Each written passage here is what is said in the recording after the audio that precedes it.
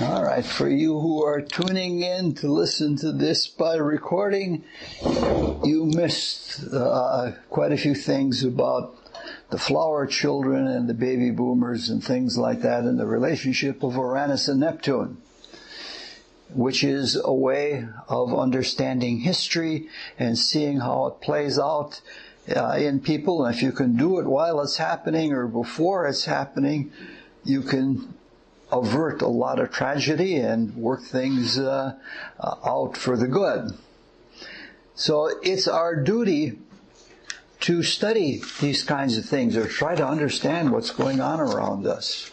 I must say I'm a little remiss. I haven't been studying what's been going on with the alt-right and what it means, but it's pretty serious stuff that's happening. Now, Uranus, like Neptune and Pluto, is an octave planet. And that means that there are two potential levels of interpretation. And there may be sub-interpretations of many kinds at the same time. See, I'm just not on the ball at all today. That's what happens when you get tired.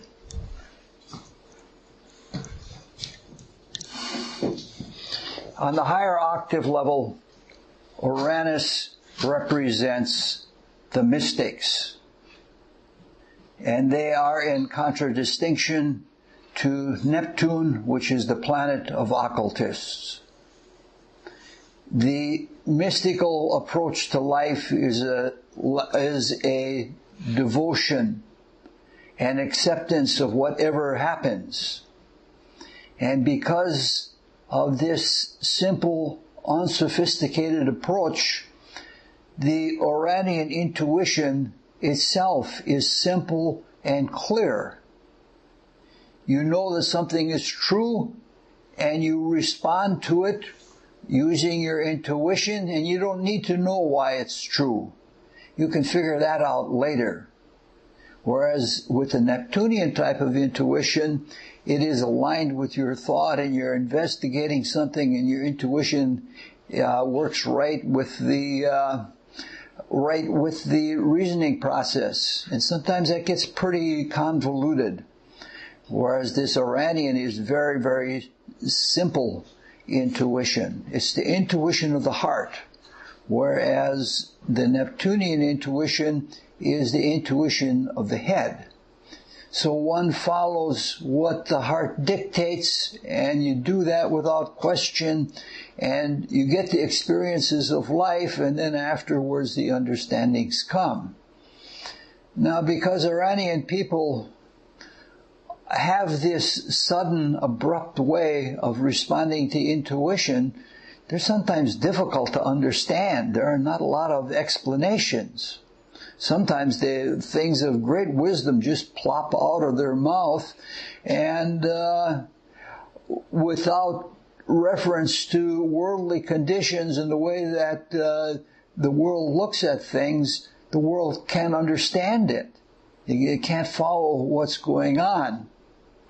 Now, higher octave Uranian people are rare, because we are pretty rebellious and recalcitrant kind of people, and very few have that kind of a simple faith that they just trust everything. I know people that I'm in awe of them, that they listen inwardly, and it's like dictation to them, telling them what to do, and you do this today. And they learn to live by that, and it becomes a pretty frequent experience. Now, so those of us are trying to learn to live spiritual lives. If we come from the occult side, which people like astrologers do, you have to learn to develop the opposite side to be balanced. In fact, you can't bring the spinal fire up unless you have both a strong and Neptunian and Uranian flow of spinal fluid in you. Spiritual sight is demanding of you to be a whole person. Now, The lower side of Uranus is very technical, and it excels in mechanical things and electric things and electronic things. But even at this level, it functions by blind intuition. I worked in a garage for a while. My job was to mop the floors with kerosene to take up all of the oil that had gathered on the garage floor. And so I started taking a little mini survey of mechanics. And the Iranian types of mechanics, it was clear, if you start asking them questions, it was clear that they sensed or they knew intuitively what was wrong, but they then reasoned back from that intuition to actually come to the source of the problem. And the same is true with electronics people. I worked with a lot of electronics people in my profession, and watching them debug circuits, you would think that in a scientific laboratory that people would be reasoning everything out, but it wasn't that way at all. It seemed that they would be poking around, and suddenly they would understand where the problem was, and then they would reason back to what it was that was going on, but they had to have the intuition first. It was fun to watch, but I was sort of a little in awe of it. Now, the higher Uranian knows universal love, the Christ love, the altruistic love. The lower Uranian also senses that, but senses it more in a sense of brotherhood. And being materialistic as we are, that brotherhood is often communism or socialism. So this is the way it manifests for them. But despite that, all Iranian people are quirky, or they're bohemian, and they love to be outrageously so. And they get these intuitive spurs, but they don't know that it's a spiritual intuition. That's because, the intuition that is the Iranian intuition bypasses the mind, and it bypasses the motive desire body, and it's immediate on the etheric body, and it instigates it to action. So all of the Iranian types, even the materialistic ones that are socialists or communists or something like that, they want that same instantaneous thing to pervade their ideals. They all want freedom, they all want independence, but they want it now. And they will not in the least take any abridgment to their personal liberty. Now, there's a lot more that we could say about Uranus, but there's too little time for that. So it's time to begin to look at horoscopes. Now, this time we're going to do something a little different. We've been looking at the oppositions as an act of opposing, of being contrary, or being a counterforce to what's going on. And there are other ways of looking at the opposition. It can be seen as a balance. In that case, the retrograde, if there is a retrograde in an opposition, means the easing off of an application or an assertion for the sake of balance. Like I'm pulling back for this so that we can have a more balanced interaction. Now, the opposition can be seen as an aspect of alternatives, so that you look at it, it's either this way or that way. You take one side of the opposition or not. But that doesn't often happen that way, because most of life isn't one way or another. It is a matter of choosing an alternative just to get off dead center and maintaining balance as much as you can.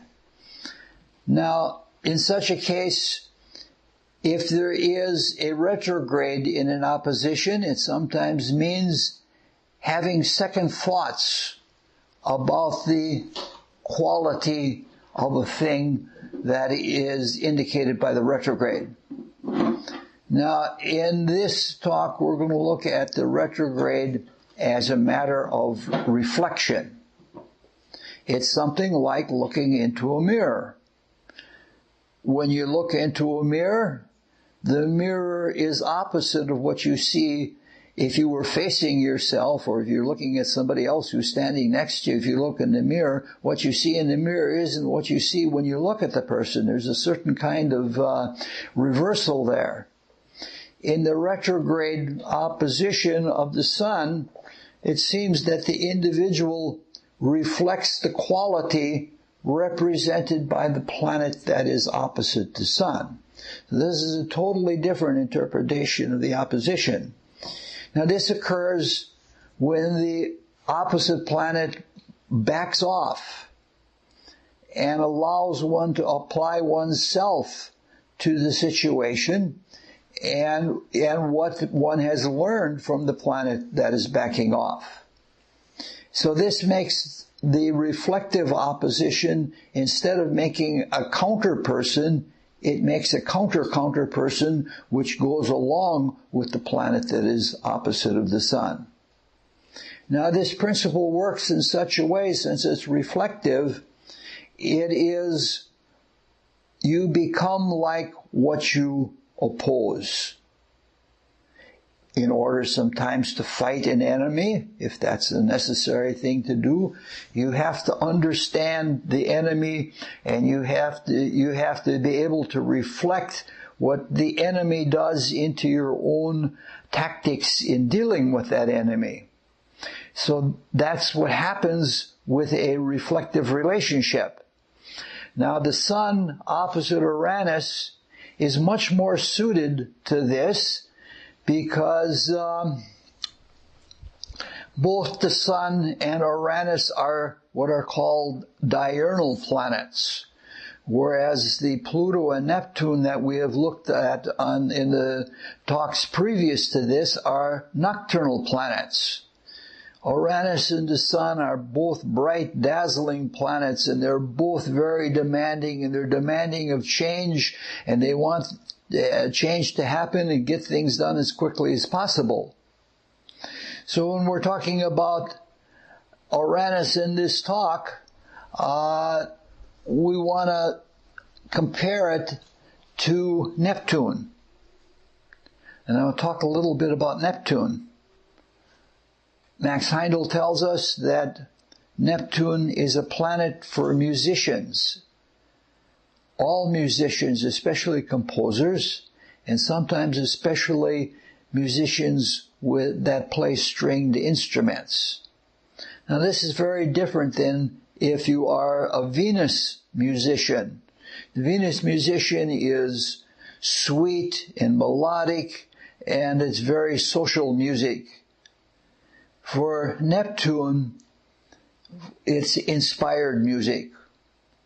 And that inspired music is sometimes a little weird, because it's coming straight from deep in the spiritual worlds, and it's not like this world at all.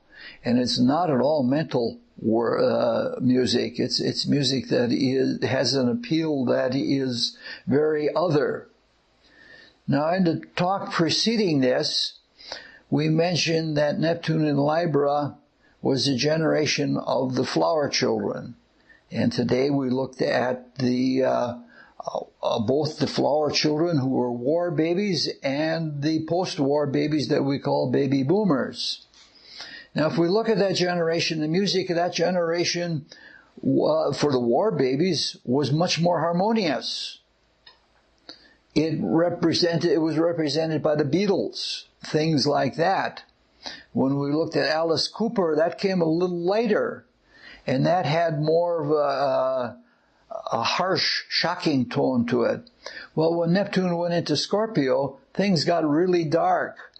So that we had the people who grew up with the Neptune and Scorpio were the punk rockers, or later on, and in the very end of that period, you had the grunge rockers.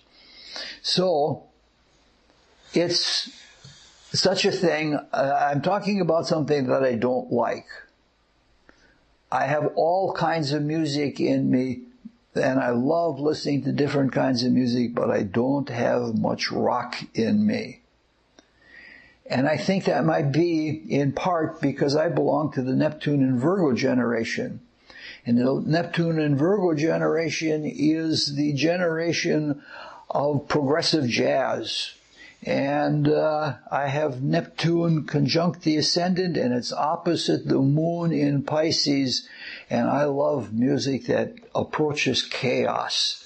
There's things that I've heard. I've heard things from Ornette Coleman where there were all four men in the combo were playing different songs in different keys, and it fit together so fabulously beautiful.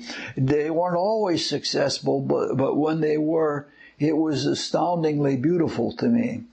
So whenever I have a chance, I like to look at the horoscope of jazz musicians.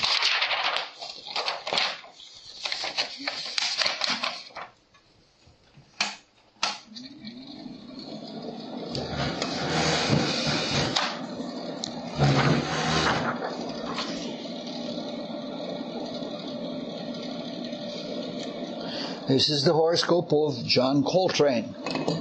Does everybody know who John Coltrane is? Probably one of the most famous saxophone players ever. We find Neptune is on the ascendant, and Neptune is the sign of chaos. And Uranus, who we are talking about, is in Pisces. I said Pisces is on the ascendant, not Neptune, but and that is a combination that is both electric and aqueous. If you want a picture of what Uranus in Pisces is, it's like ball lightning. Ball lightning is when there's an electrical condition that produces a little glowing plasma ball. And that will sometimes float on the water. I have a friend that saw it right on here on Lake Mendota, right in front of the limnology lab behind the student, down around the student union. If you go to the west along the shore, there's a little building right on the lake, and it's the Department of Limnology.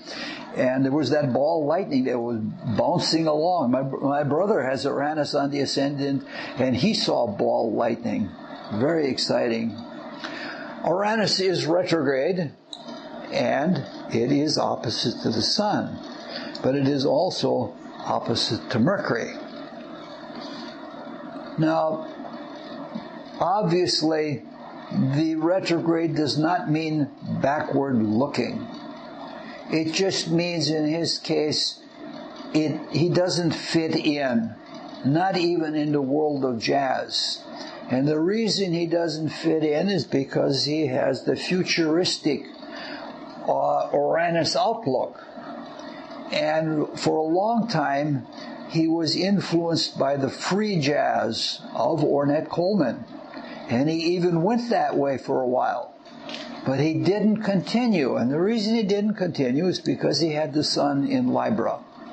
And the Sun in Libra, that is always a balancer. And it likes to compensate other people, and it likes to please other people. And the critics were harsh on him that even though he was playing genius music, they didn't like the fact that he was playing free jazz. Free jazz means it was atonal. It's not in any key. You can go wherever you want. And it doesn't even use a tone roll like you have in 12-tone music. It's just you go wherever you want. It's weird stuff to listen to. I have a lot of CDs if you'd like to hear it. Venus is also in the 7th, and it is one of those, part of one of those loosely constructed trapezoids. It is sextile to Pluto, and Pluto is sextile to Mars, and Mars is opposite Saturn. There is not a good orb between Venus and Saturn, but you see this is the base, and this is the other base, and then the legs are here and here. It's pretty loosely constructed, but it turned out to be a very, very positive thing, having that trapezoidal quality. Now, this trapezoid contains both Pluto and Saturn, and those are really strong, controlling planets. So, his control, musically, was phenomenal. And the reason was because he developed this control through very tedious, patient practicing. The Mars is in Taurus, and that holds Mars down, so there isn't a great deal of desire impulsiveness. And because of that, he could practice, and with that came the control of his instrument that few people have. Now, at one time I heard an interview of one of his contemporaries that was in a band with him. And this was at 3 a.m, and they were driving home from a gig and dropping people off at their houses. And one guy said, boy, I'm really going to be happy they hit the bed tonight. And they asked Coltrane if he was tired and what he was going to do. He said, I'm going to practice. After playing music all night and 3 a.m, and they said to him, are you crazy? Why do you want to practice? And Coltrane said, I hear things inside of me that I cannot do yet. Now that's something that is really, really very positive.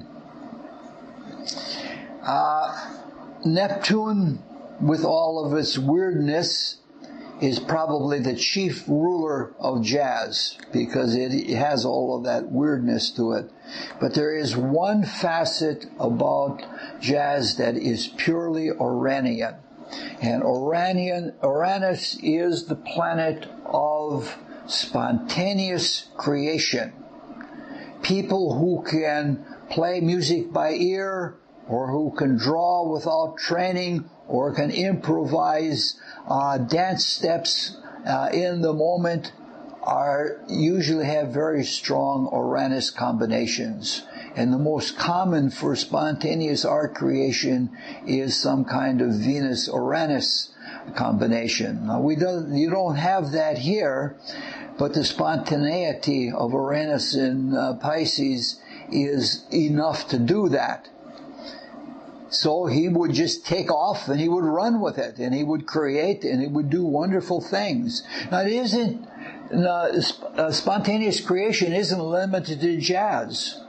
For 20-some years, we had a professor here in the music department that would spontaneously, I forget the pieces of music but he would spontaneously, he would sit down at the piano and they would turn the recording apparatus on, and he would compose in his playing a piece that was an hour long, a sonata or something like that, a concerto, but it was really a concerto. You have to have the other instruments, but he would do those pieces on his own. Now, Uranus and the opposition are very likely to be extremist about new things. I know a person who has the Sun opposite Uranus, which is retrograde, that has a fascination with things that are new, that he can't say the same thing twice without using the same words. If you ask him to quote what he just said, it'd have to be different. Now, the feeling of discovery and the feeling of newness is exhilarating. It's like a feeling of being weightless. And you can get hooked on that. At this time of human development, we're not capable of perpetual ecstasy, which is what the Uranian experience is. And John Coltrane wasn't capable of it either. And what happened with him, he had Neptune square to Saturn. And he wanted to be Sun opposite Uranus up in the electric all the time, but he couldn't do it. And then he started playing blues music in the jazz, and the Saturn square Neptune is a classic for depression. And just as he couldn't get as high as he wanted to get, he couldn't get as low as he wanted to get, and so he addicted himself to heroin to go down deeper and deeper and deeper. And it took a few years, but he got out of it. He persevered, and eventually the Uranus trine to Saturn, because he persevered, took over. And when it did, he became a mystical improviser. And his music became more and more spiritual, and it deepened his consciousness, and he was still just as crazy about practicing as he had always been. And he developed, as Iranian people do, a self-styled spirituality. And his music became increasingly devoted and inspired. And he would, there's a famous piece where all of the musicians stop playing their instruments and they chant something like "in praise of God, in praise of God, in praise of God." And it's quite interesting music. It's such a thing that John Coltrane is even registered as a saint. Not a saint in the Catholic Church, but in the American Orthodox Church. And I don't know if any of you know about the American Orthodox Church. It uses all the practices of the Greek Orthodox Church, but it Americanizes them. And instead of having icons, for example, they have tarot cards as icons. I have a friend that is a priest in the American Orthodox Church, and he was installed not too long ago as a bishop, and he's a really out there kind of guy. So we have Saint Coltrane. All right, this is an excellent example of accelerated excitement that comes when you reflect the sun with Uranus. Now, Uranus rules the radical left, which would include communism and anarchy and things like that. It's strange that when you get very extreme, things become similar. I don't know if it exists anymore, but there used to be in Wisconsin something called the Natural Foods Associates. And it was for people who were trying to protect things that were organic. And there were organic gardeners and people like that. But there were also extremists. And there were extreme people from the left who were trying to check out of society and live back in the woods with just a patch of open woods for a garden. And there were people from the extreme right, like the posse comitatus, who felt that the government was poisoning the food, and they were laissez-faire extreme rightists. And I never went to any of their conventions, but I had friends that went to them, and they said it was really a weird thing that you would see somebody from the posse comitatus having a enthusiastic conversation with a left-wing anarchist, and they're nodding their heads in agreement with what each other is saying. That's crazy, crazy stuff that people get into. Communism and socialism and things like that are materialistic misunderstandings of altruism, because we're currently involved in materialism. Now, Uranus is not what you would call a tepid planet. It wants radical change, and it wants it now, and it even demands it for revolution. And I've looked at the lives and horoscopes of as many radicals as I have been able to find, and I came to some radical conclusions about them. And among those conclusions is that not Lenin, nor Marx, or even Trotsky, who believed in perpetual revolution, were the most extreme radical leftist thinkers.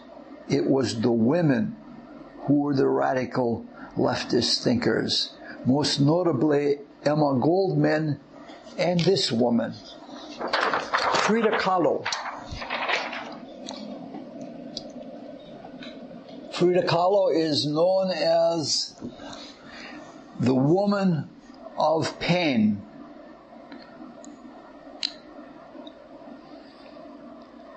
Oh, it's a hard horoscope to deal with. First of all, we have this very strong conjunction of the Sun and Neptune, and its opposite, a very strong conjunction, Uranus and Mars. That is too complex to try to take apart, to break it down completely.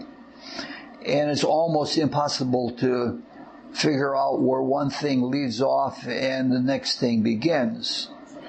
But because of the Uranus conjoined Mars, this is a life of violent extremes. She never had any opportunity to participate in violent revolution, but she would have liked to. But she had plenty of violence in her life. And Uranus-Mars combinations, especially the conjunction, is the most violent and painful of all combinations in the gamut of astrological experience. Now, when at the age, when she was,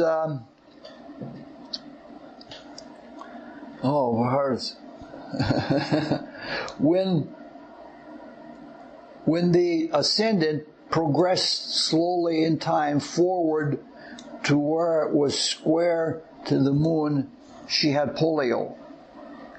Now, polio is a very strange disease.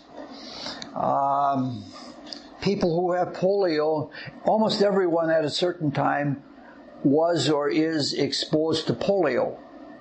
But strangely, statistically, this is borne out quite well.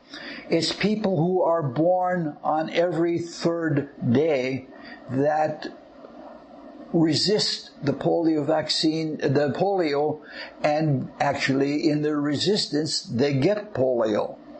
So that if you take the Julian days are each day in history has a number, and if you find somebody with polio, and then you find which days they are, and you can go through them, and every third day will be the ones that are most likely to have polio. But I don't know why that is. But at any rate, when it is resisted, it becomes serious, and people with polio are famous because that very same resistance that brought them the disease also eggs them on to fight against the disease. So you hear about these things of people becoming great swimmers or things like that when they have polio. And that certainly describes her, because she took up sports. She had one leg much smaller than the other, but she took up sports, and that Mars, Uranus, Sun, those are the three most dynamic planets of all. And she was hoping to become a doctor. And when she was 16, she was taking a bus to school.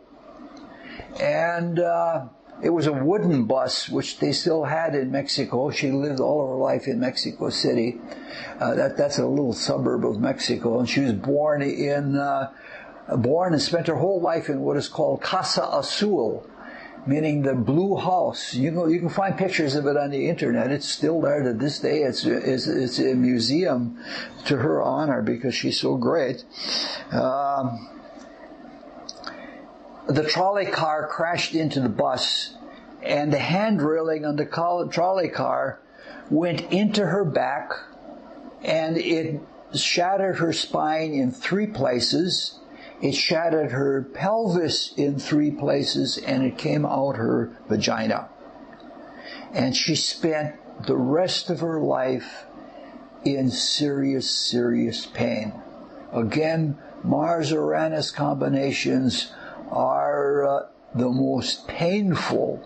It's like a searing pain, and she had that all of her life. But she had to have all kinds of operations, and she had to recuperate. And while she was recuperating from the accident and from the operations to correct it, she learned how to paint. And she painted beautifully, but she didn't really have a style. Now, accidents happen when there is a distraction of attention. And Uranus is the grand distractor. And Uranus, a lot of scientific discoveries are made accidentally, because some people have their mind so continuous that they keep it seamless that they don't leave room for intuition. And it's only when they're in a state of accidental openness that the intuition can come in and they can make discoveries. That's how the transistor was discovered, by an accidental occurrence. So, again, Uranus and Mars and Sun and Jupiter are the combinations of Sun, Jupiter, and Mars with Uranus are the most likely to produce accidents. And she has almost all of them. Jupiter's a little bit out of there. So Uranus is that kind of distraction. Now, in terms of destiny, we are desireful people. And desire has gotten us, from its Luciferic origin, it has gotten us into being rampant in our desires, and that has been to our badness or to our sorrow. And the result of desire is hardening. And that hardening is ruled by Saturn, who would be Satan or Ahriman, so that the Uranus sets you up and Ahriman brings you down. So we've got this hardness in our character. And destiny has 3 different agencies for removing the hardness. One is if you are fortunate enough to have a moment of grace, where you have an influx from the life spirit, that this can break up and cleanse the hardness. Another thing is if you cleanse yourself, like by doing retrospection or something like that, that softens you. It has a cathartic effect, and that softens the psychological and physical hardness in you. But the most common remedy for hardness that the angels of destiny use is pain.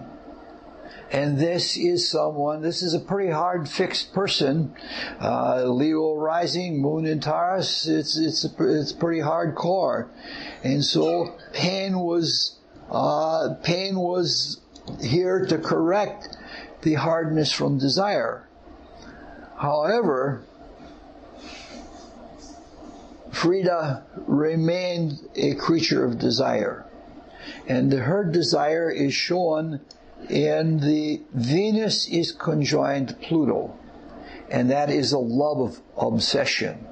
And they both square Saturn, which shows this is a really hard-formed love obsession. Both are extremely controlling, extremely hardening, and that's what the pain was supposed to be breaking up. It wasn't successful, at least not in her lifetime.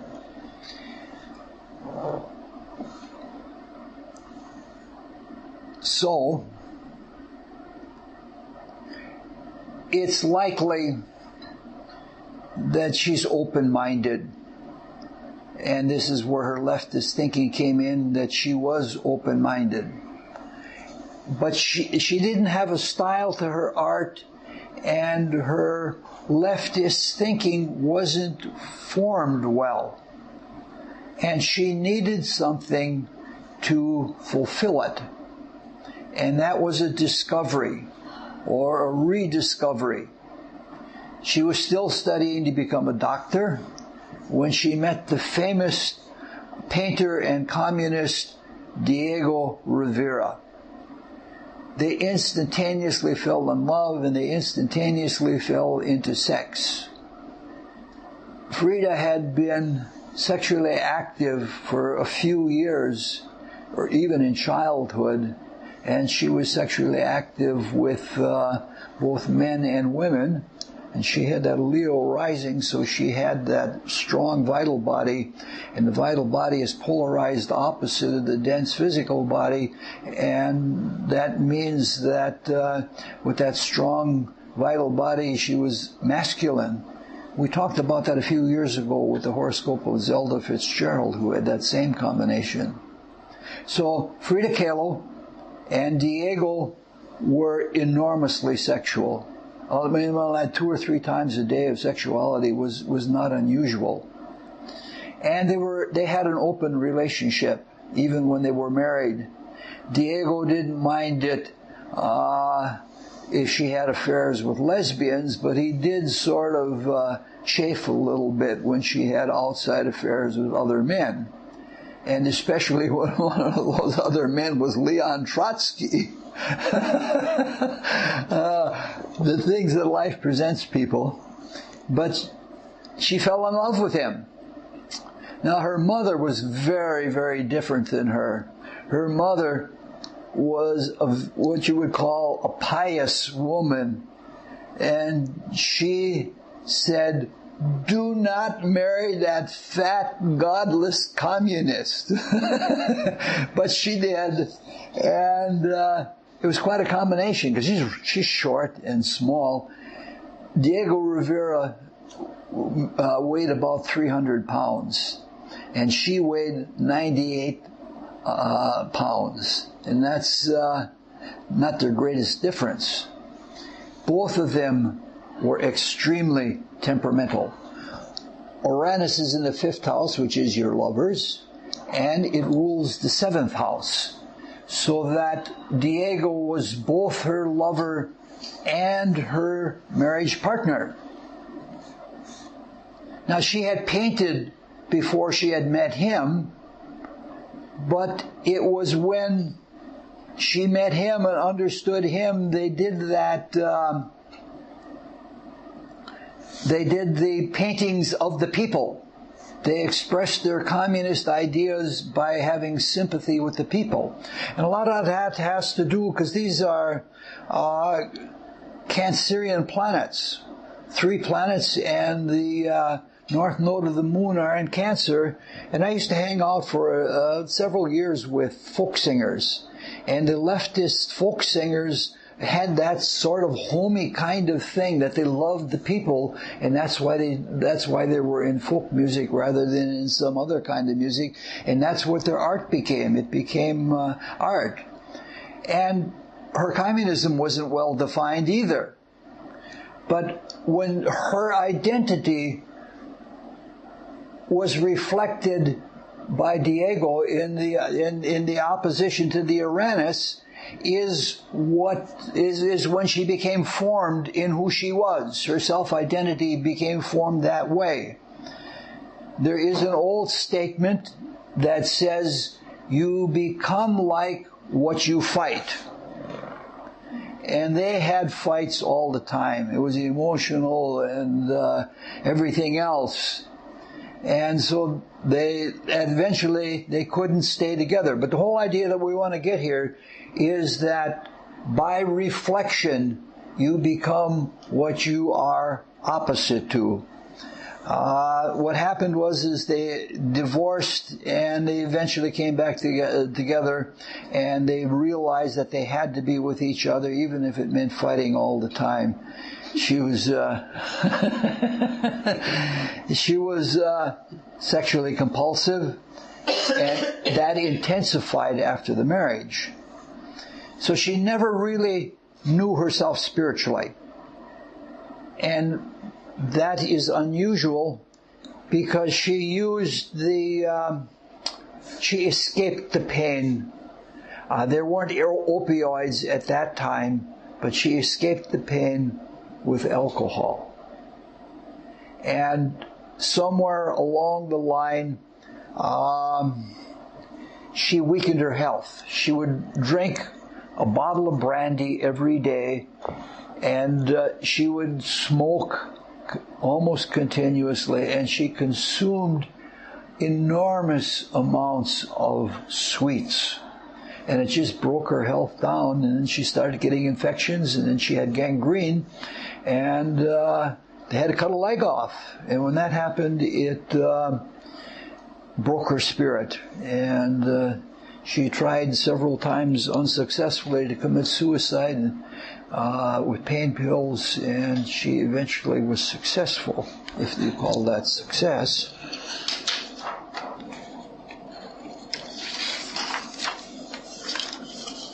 I'm sorry this talk is all over the place this morning because I'm tired and I have no filter. Just going wild with whatever comes out.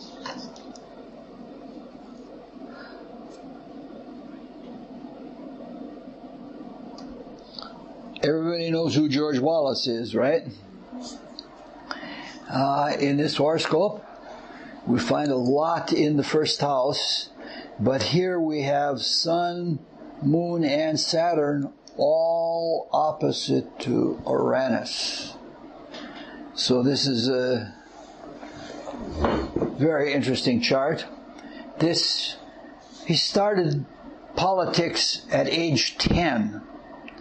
He has 4 planets in the first house, and that often indicates precocious development, and that was him. The conjunction of Jupiter to Neptune and Jupiter to Mars, that's called a revolving conjunction, so that even though there is no conjunction between Mars and Neptune, through Jupiter they all become conjoined. And the Neptune combination with Jupiter and Mars indicates somebody who is very, very charismatic. And he was charismatic in such a way that because Jupiter and Mars are in there, he appealed to people's pride. His inward nature is indicated by the Sun opposite Uranus. And it is, the opposition it dominates the whole chart. Now, Sun and Moon don't always have a flavor. Most of the planets, like Mars, has a red flavor and Venus has a yellow flavor. But Sun and Moon don't always have a flavor, but Saturn does. And Saturn dominates that conjunction. And the Saturn flavor is the flavor of hate. He was an extreme segregationalist. And with all of this stuff in the East, the personal individualism was to separate yourself from other people. And that carried into his hatred, and it became segregationism. His political slogan when he ran for office was segregation forever. He was a judge, and he eventually became governor of Alabama, and he was extremely corrupt. There were a lot of secret dealings that were not above the board at all, and that's where you get all of that eighth house kind of thing. The Uranus person for him that he opposed was obviously Martin Luther King. It was George Wallace who sent the state troopers against Martin Luther King, and in the South, he was a hero. And he decided to take that heroism and parlay it. So he ran for president 3 times. And he always was very successful in the South, but the rest of the country didn't care very much for him. Now, the political failures brought him to work on his ambitions even more deeply. And he began to realize that he had to come to terms with civil rights. And much as though he didn't like, he considered Martin Luther King a communist. But he realized that he couldn't keep on the way he was keeping on. And it's one of the lessons of the opposition that extremes produce opposite extremes. And about the time that he was running for president the 3rd time, there was an assassination attempt on him, and he was shot and he was crippled for life. And at that same time, he was coming to terms with the whole idea, and of all things, the man who said, segregation forever, renounced segregation, and he had to give up something that he cherished, and he became like his opposite, and he became a civil rights person. So it's another example of becoming like what you struggle with, and it's the reflective use of the opposition, which is especially clear when it is Uranus opposite the Sun. I guess the lesson is never say never. Now we're overstayed here, so let's do two quick flash charts. We'll look at them just for a few seconds, maybe say a few words, and that'll be all. This is one that nobody else knows but me.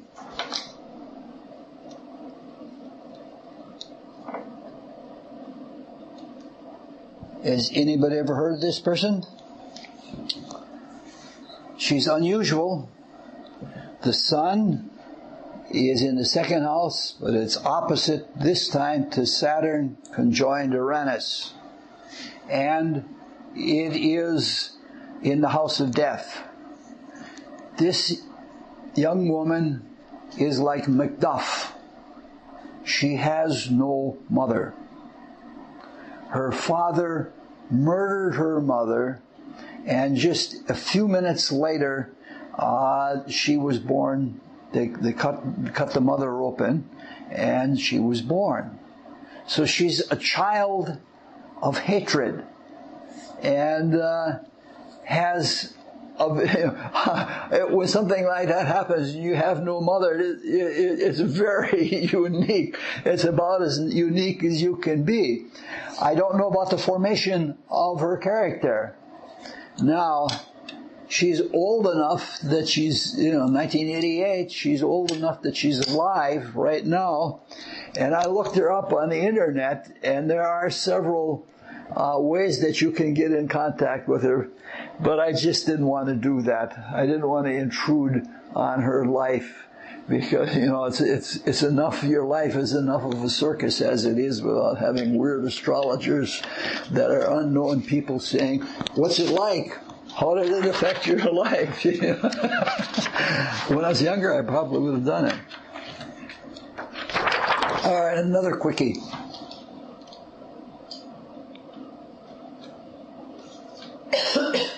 This is Evangeline Booth. Everybody know who Evangeline Booth is? I am not an eleemosynary person. I don't give a lot to charity, but I give to two charities. I give to the Rosicrucian Fellowship, and I give to the Salvation Army. And this is the seventh child of William Booth, who founded the Salvation Army. And she turned out to be the fourth general of the Salvation Army. The 11th house indicates things that you do for their own sake. And in this case, her 11th house was charitable work. She carried the Salvation Army on. She even wore that bonnet. You ever seen the picture of the people with the Salvation Army? They had that bonnet, and she wore that bonnet. And she gave her whole life to the Salvation Army. Now, the reason I looked at the 11th house is because those planets there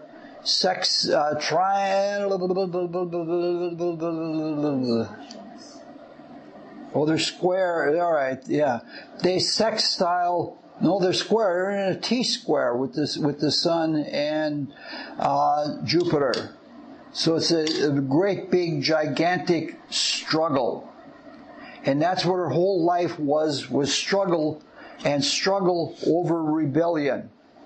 And she's a real rootin' tootin' kind of person. She's not milk mute or anything like that at all. She's really rootin' tootin'. What happened was the Salvation Army in the United States was not having much success.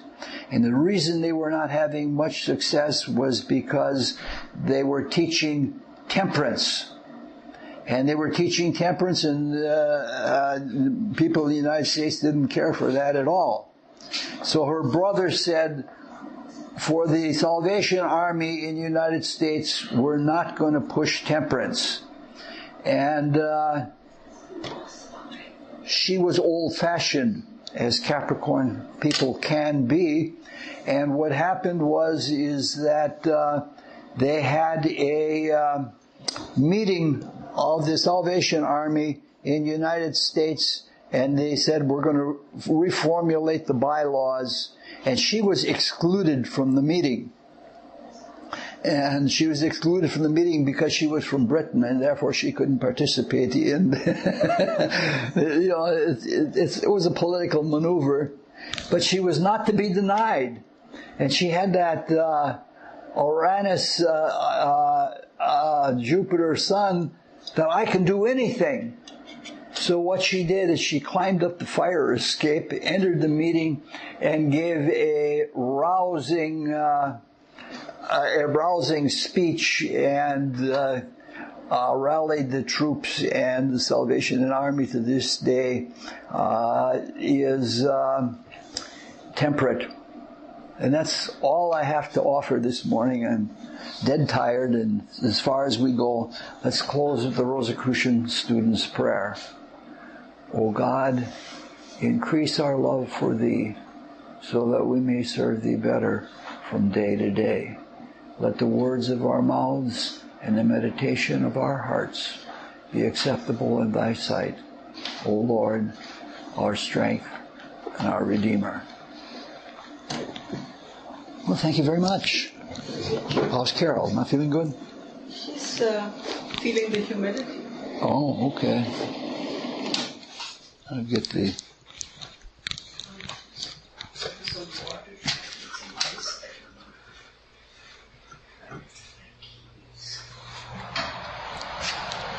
Oh, maybe, yeah. Yeah.